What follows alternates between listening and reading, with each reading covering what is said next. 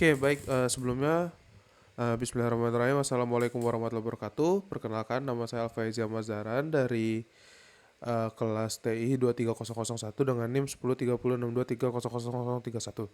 Uh, pada pagi hari ini saya ingin menjelaskan terkait resume yang telah saya buat, yaitu instalasi Kali Linux dan Ubuntu Server pada VirtualBox. Jadi seperti di sini kita lihat, VirtualBox merupakan perangkat lunak virtualisasi yang dikembangkan oleh Oracle. Dan VirtualBox itu bisa memuat beberapa sistem operasi gitu. Nah, dan di sini pada resume ini saya membahas terkait langkah-langkah instalasi dan konfigurasi pada dua sistem operasi. Ya, jadi di resume ini ditulis ada dua sistem operasi, yaitu Kali Linux dan Ubuntu Server.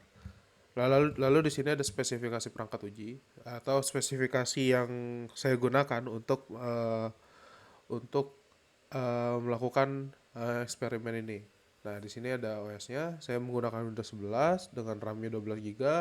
Penyimpanan saya pada saat ini 512 dan versi VirtualBox yang saya gunakan ini versi 7.26.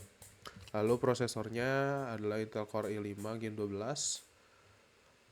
Oke, dan bahan yang digunakan, perangkat atau bahan yang digunakan di sini, yang saya download dari beberapa. Saya download untuk Kali Linuxnya, saya download dari Kali, Ubuntu Server dari Ubuntu, terus VirtualBoxnya dari VirtualBox. Oke, lanjut ke langkah instalasi. Jadi mengapa saya skip instalasi dari website, karena untuk mempersingkat waktu. Oke, jadi di sini ada instalasi konfigurasi. Silakan buka jadi kita akan buka VirtualBox-nya, lalu kita akan ekstrak apa lalu kita akan mengimport si Kali Linux ya. Nah, jadi pada saat setelah download ya Kali Linux itu tuh bentuknya zip ya. Jadi dia bentukannya masih zip. Lalu nanti kita ekstrak dan kita import kita kan klik open ya.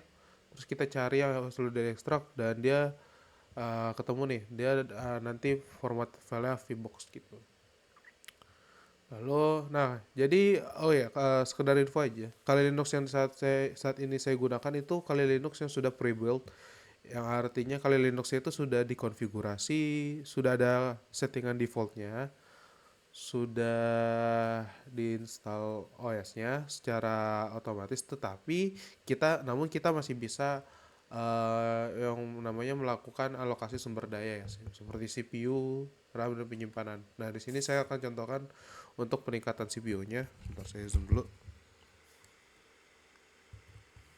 Oke, di sini kita bisa nambahin berapa CPU-nya. Nah, CPU ini yang maksudnya itu prosesor ya. Di bagian prosesor kita bisa tambahin dari dua, kan defaultnya dua, dari dua jadi empat gitu kan. Terus untuk RAM-nya kita bisa tambahin RAM-nya bisa kita tambahin ini. Tapi asalkan jangan sampai menyentuh di area yang merah ini.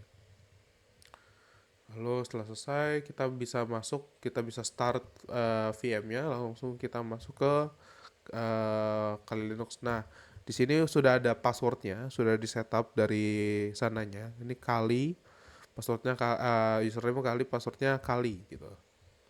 Oke, di sini teman-teman bisa kita bisa update package dengan mengetikkan sudah apt update dan sudah apt upgrade, sembari kita menunggu, karena Kali Linux ini kan lumayan lama ya untuk update package-nya. Kita bisa melihat-lihat apa namanya tools-tools yang telah disediakan oleh Kali Linux gitu. Oke, lanjut kita instalasi dan konfigurasi. Astaga, tipu. Instalasi dan konfigurasi Ubuntu Server. Nah, oke, jadi ini agak sedikit berbeda karena Ubuntu Server ini kita akan mengkonfigurasi dari awal banget gitu. Nah, di sini kita klik new ya untuk apa namanya? Untuk pertama-tamanya kita bisa beri nama apa namanya? Kita bisa beri nama virtual machine-nya. Terus di sini kita bisa dan ISO-nya kita masukkan dari sini. Oke, ini ISO-nya Ubuntu Server nggak nggak terlalu besar, itu dia cuma 3 GB. Terus OS-nya Linux, OS distribution Ubuntu, OS versionnya Ubuntu. Nah, lanjut kita ke setup specify virtual hardware. Nah, di sini kita edit di RAM-nya sama CPU-nya. Oh iya, jangan lupa ini yang kalau defaultnya itu dia ini masih kecentang, masih nyala process with unattended installation, ini dicentangnya dimatiin aja. Terus masuk ke sini kan, ya, masuk ke sini bagian specify virtual hardware. Di sini kita bisa kita bisa mengatur si RAM sama si prosesornya. Di sini bisa up to sampai, kalau nggak salah di sini 8 deh. Iya, kalau nggak salah di sini 8. CPU-nya bisa sampai, bentar, saya lupa. CPU-nya itu bisa sampai berapa ya? Coba kita lihat. Terus, sorry, lupa. Ya, nge-lag lagi. Loh. Oke, sorry. Jadi CPU-nya bisa sampai 8 kurang lebih. Di sini kan 16 ya. Ini bisa sampai 8.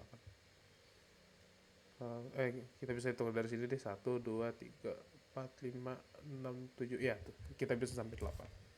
Lalu kita ke specify virtual hard disk. Nah, di sini kita bisa atur berapa penyimpanan untuk virtual machine si Ubuntu server ini sesuai dengan kebutuhan kita. Di sini saya mengatur sampai 84,54 GB gitu. Lalu di sini network, ya ini penting, kita setting ke network, kita nyalain adapter yang kedua. Ini kita nyalain bridge adapter. Gunanya untuk apa? Gunanya untuk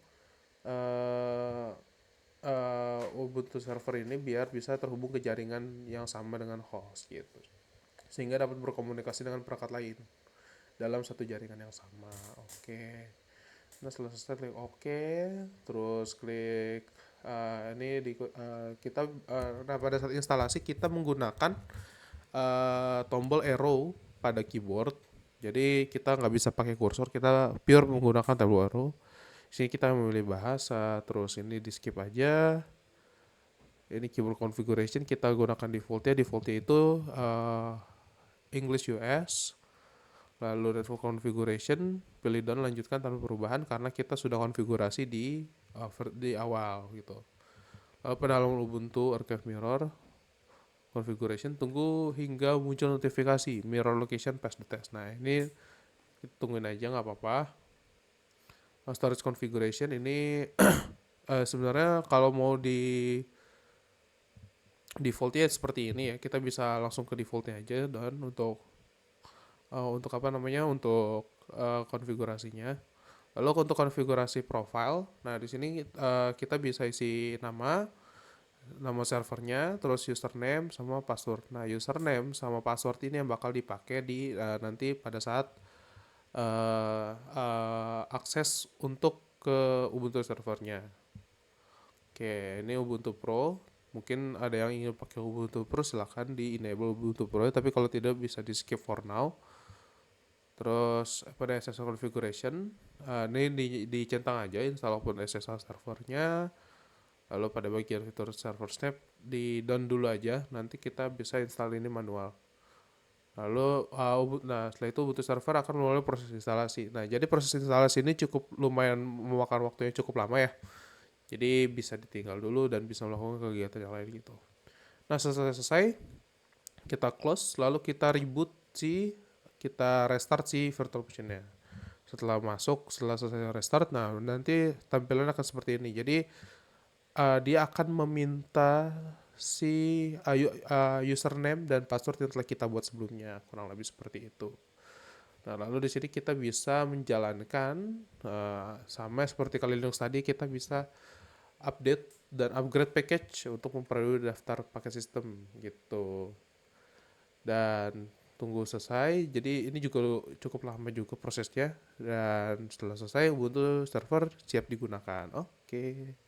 Nah, jadi hasil kesimpulannya memang Kali Linux ini Ubuntu server ini emang membutuhkan waktu yang cukup lama untuk instalasi dan konfigurasi dibandingkan Kali Linux, karena Kali Linux yang digunakan pada percobaan ini itu menggunakan Kali Linux pre-built ya, sehingga kita tidak perlu memerlukan proses instalasi Kali Linux itu dari awal gitu. Jadi pada saat setelah kita download dari website resminya, itu sudah ada sudah ada konfigurasinya dari sana ya, sudah ada konfigurasi defaultnya, makanya kan dia format filenya .vbox ya.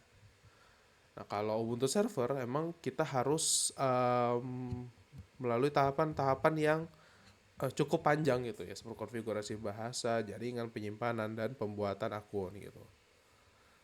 Nah, oleh karena itu, memang secara metode memang sangat signifikan untuk memenuhi durasi waktu yang dibutuhkan.